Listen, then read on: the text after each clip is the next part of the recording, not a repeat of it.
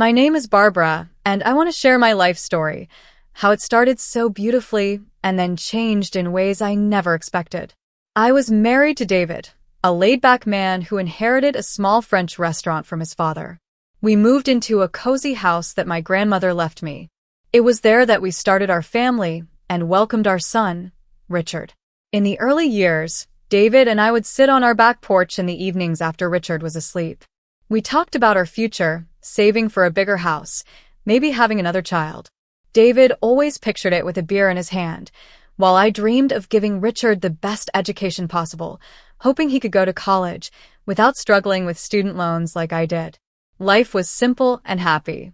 But over time, things changed. I moved forward in my career, but David seemed content with keeping the restaurant the same. It stayed small and cozy, but wasn't making enough money. One evening, while cleaning up after dinner, I brought it up. David, have you thought about adding new items to the menu or making some changes to attract more customers? David, scrubbing a plate a little too hard, replied, "Why fix what isn't broken? We're doing fine." "But we could be doing so much better," I said, drying my hands on a towel.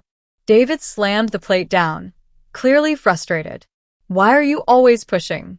Can't you just be happy with what we have? I'm tired of you always wanting more." I dropped the conversation, but the problem wasn't just the restaurant.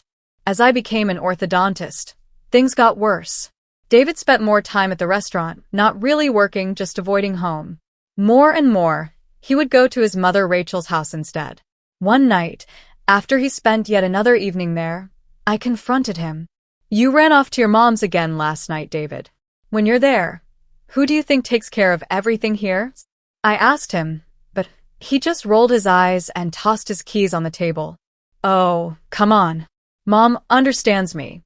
She doesn't nag me about money or working more," he said. That hurt, especially since I had been covering his expenses, even sending $1,000 a month to Rachel to help her out. It was getting harder and harder to pay all our bills. Later that week, I called Rachel to talk about our money problems and how David needed to do more. "Rachel, I'm doing everything I can, but David has to step up. We're struggling," I explained. Instead of understanding, Rachel got defensive. "Barbara, you're his wife. It's your job to support him, not push him around. You're always after my boy to change. Can't you see? You're the problem," she accused. Anger boiled inside me. "I am supporting him, Rachel, more than you know. I even send you money every month. How can you say I'm the problem? You think I'm a gold digger? I'm the one counting every penny just to keep us going." I shot back, her words stinging. She hung up without another word. That night, I sat alone, thinking about our conversation. Frustration and sadness filled me. I watched David slump onto the sofa, beer in hand, eyes glued to his phone. Meanwhile, I tucked Richard into bed, my heart heavy from everything weighing on me. Life at home had only gotten harder since David's restaurant started failing. He had to let his employees go, one by one, until he was the only one left, just him, making pizzas in a quiet part of town. Even then, the business kept sinking until he couldn't even keep the lights on. The day he closed the restaurant for good, he came home looking broken. But there was something else in his eyes, defiance. "This isn't the end. It's just a setback," he said, trying to stay strong as he hung up his apron for the last time. I sat at the kitchen table, bills scattered everywhere like a mess I couldn't ignore. "A setback? David, the restaurant is closed. We need money, and we need it now," I said. His pride was hurt, and he tensed up. "I'll find something, but I won't take just any job. I have my standards. I was a business owner," he said. I let out a frustrated sigh. "And what does that mean now, David? We don't need standards. We need money." He shook his head. "I'm not going to be some desk jockey. I have a degree, Barbara. I'm aiming for a managerial position. Nothing less." I stared at him in disbelief. "Your business just failed, and you think you can walk into a high-paying job just like that?" I snapped. He didn't answer. Instead, he stormed out, probably heading to his mother's house. That's what he did now. Whenever things got tough, he disappeared. The weekend didn't bring any relief. Instead, his mother, Rachel, barged in with her usual demands. She arrived just as I was making lunch, her timing as perfect as her nerve. "Barbara, you need to talk to your bosses. Get David a good job at your company. He deserves it," she said, like it was the easiest thing in the world. I let out a short, sharp laugh. "Rachel, that's not how it works." I started at the bottom and worked my way up. "They don't just hand out top jobs because I ask," I said. She narrowed her eyes. "You just don't want him to succeed. Afraid he might overshadow you." "Huh," she accused. I took a deep breath, keeping my voice calm despite my frustration. "Seriously, Rachel? David can't just walk into a senior job with no experience." "It's not about fear, it's about reality." Lunch was tense after that. David stayed silent, probably stewing over his bruised ego and his mother's words. As the days passed, nothing changed. David spent his time on the couch, a beer in one hand and his phone in the other, while I worked, took care of the house, and looked after Richard, all on my own. I came home to a messy house and no dinner. "David, could you at least start dinner?" "I'm exhausted," I said, dropping my bags and kicking off my shoes. He grunted, eyes glued to his phone. "You do it better." "I'm tired too, you know." It made me so angry to see him just sitting there while Richard, hungry and waiting, tugged at my sleeve. "David, did you pick him up from school today?" I asked one evening, already knowing the answer. He barely mumbled a response over the sound of the TV. Thankfully, my mom, who lived nearby, had stepped in to help since David had started neglecting even the basics. "David, he's your son too.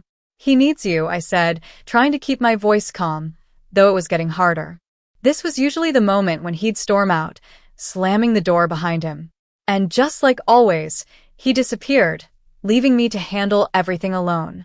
Then things got worse. I noticed money missing from my wallet.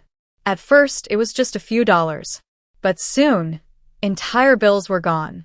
One night, after checking again and finding more money missing, I confronted him. "David, have you been taking money from my purse?" His eyes shifted away before meeting mine again. "I needed some cash for beer," he admitted. "Beer? You're just taking money now?" "Like a thief," I exclaimed. "How dare you call me a thief?" "I'm your husband," he shot back, his voice rising. Before we could argue more, Rachel burst in. It seemed she had overheard us. Her face was full of anger. "Barbara, all you care about is money. Can't you see he's struggling? You should be supporting him, not accusing him. Support him by letting him steal from me? What about Richard? What about our bills?" I fired back, my voice getting louder, all the stress from the past months boiling over. David just sank back onto the couch, staring blankly at nothing while Rachel and I argued over him. In the end, she stormed out, and he said nothing. Then, as summer ended, Richard got sick. His fever spiked one night, and no amount of soothing or cool cloths seemed to help. I sat beside his bed, thermometer in hand, feeling completely alone. My heart sank with every beep of the thermometer. Richard's fever wasn't going down. As usual, David was no help, glued to his phone on the couch. "David, can you check if we have any more fever medicine?" I asked, trying to stay calm. He grunted and slowly got up, but I knew it would be faster to do it myself. Richard whimpered softly, clutching my hand. Every second mattered. I kissed his forehead quickly and rushed to the kitchen. The next morning, the doctor said Richard needed medicine and tests. "It's better to be safe," he advised, writing down his recommendations. Tests meant more expenses, more than we had left after bills and David's careless spending. My heart pounded as I made the decision. I transferred the last of our savings for Richard's treatment, including the $1,000 I usually sent to Rachel. There was no other choice. Not long after, Rachel stormed in, furious. "Barbara, where's my money?" "It's the first of the month," she demanded. I was packing Richard's small backpack, getting him ready for another doctor's visit. I braced myself for another fight. "Rachel, I had to use the money for Richard. He's very sick. He needs tests and treatment." Rachel's face hardened, her lips pressing into a thin line. "Do you really expect me to believe you have no other money?" That was my money, Barbara. I need it, she snapped. I stepped back, raising my hands as my motherly instincts kicked in. Richard is my priority. He's just a child, Rachel. He's sick, and I have to take care of him. Rachel's eyes flashed with anger. I knew you'd do something like this. Holding back my money for that boy, she spat, her words full of venom. That boy? Rachel, that's your grandson. How can you be so heartless? I shot back, my patience running out. I don't need a lecture from you, Barbara. Just make sure I get my money by tomorrow, or you'll regret it, she hissed, her face twisted with anger. Her threat hung in the air, but I refused to back down. I glanced at Richard, weak and fragile in the next room, and it only strengthened my resolve. Get out of my house, Rachel. I won't tolerate threats. Not today, not ever. She looked ready to argue, but something in my eyes stopped her. Instead, she stormed out, slamming the door behind her. A heavy silence followed. Then, without a word, David slipped out after her. I went back to Richard, my hands shaking as I gently stroked his hair. He looked up at me with tired, pain-filled eyes. It's okay, baby. Mommy's here, I whispered, kissing his forehead. My determination grew stronger. The days blurred into endless hospital visits and sleepless nights. David's absence was almost a relief. No more fights, no more cold looks. But after a week of quiet, I felt something was wrong. One Saturday afternoon, I checked my bank app. My heart dropped. Huge withdrawals had nearly emptied our savings. Panic filled me as I scrolled through the transaction history. Every withdrawal felt like a betrayal. I called David again and again, but he didn't answer. He hadn't picked up in days. Realizing what he had done, I blocked the card immediately to stop him from taking any more money. In that moment, I finally saw the full depth of David's selfishness. A week after he vanished, David came back. But he wasn't alone. Rachel was right beside him. They found me sitting on the living room floor, surrounded by Richard's toys and stacks of unpaid medical bills. Barbara, we have news, David said, smirking. I won the lottery, $200 million. And no, you won't see a cent of it. I'm filing for divorce. The room spun. What about Richard? I managed to whisper. Rachel let out a cold, mocking laugh. Oh, Barbara, always playing the martyr, she sneered. You underestimated my son. Now he's rich, and you're nothing. He'll find someone better. Someone younger. David nodded, grabbing a duffel bag from the floor. Yeah, I'm moving in with Mom. You'll manage on your own, won't you? He said with a smirk. Rachel smirked too, wrapping her arm around him. Let's leave the gold digger to drown in her mess. We have better places to be, she said smugly as they walked out the door. The door slammed behind them. Betrayal, abandonment, theft. David had walked away, leaving me behind with nothing but heartbreak and a mountain of problems. But as the shock faded, something else rose inside me. Determination. They thought they could break me, leave me with nothing. I wouldn't let that happen.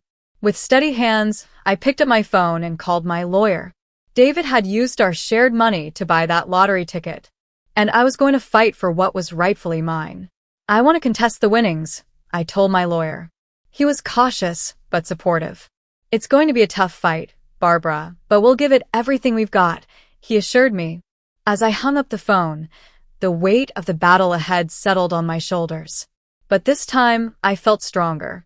The betrayal had changed me. I wasn't just fighting to survive, I was fighting for justice. For myself. For Richard. As the court date got closer, my lawyer, Mr. Paul, and I worked non-stop.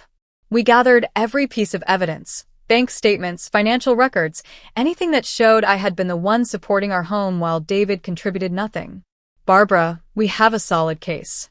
The strongest point is that he used your bank card to buy the ticket, Mr. Paul reassured me as we sat in his office, surrounded by stacks of paperwork. With the hearing just days away, the tension in my life was constant. Then, only 5 days before court, David and Rachel showed up unexpectedly. I was in the kitchen while Richard played at my feet when I heard a car door slam. Moments later, they burst through the front door, their faces red with anger. "You're really going through with this? Suing your own husband?" David shouted, his voice echoing through the small room. Rachel jumped in right after, her tone sharp and bitter. "Greedy? That's what you are. Trying to take money that isn't yours." I stood my ground, feeling Richard press against my leg for comfort. "It's not just David's money. He used our joint account, money that I provided because he wasn't contributing," I said calmly. Their anger only fueled my determination. David's face twisted with disgust. "It's not about control, David. It's about fairness," I continued. "You left, remember? You and your mother mocked me, said I'd be left with nothing." They kept shouting, but I refused to let it turn into a full-blown fight in front of Richard. "You need to leave. Now," I said firmly. "We'll settle this in court." They stormed out, slamming the door behind them. And just like that, the house felt lighter. Cleaner.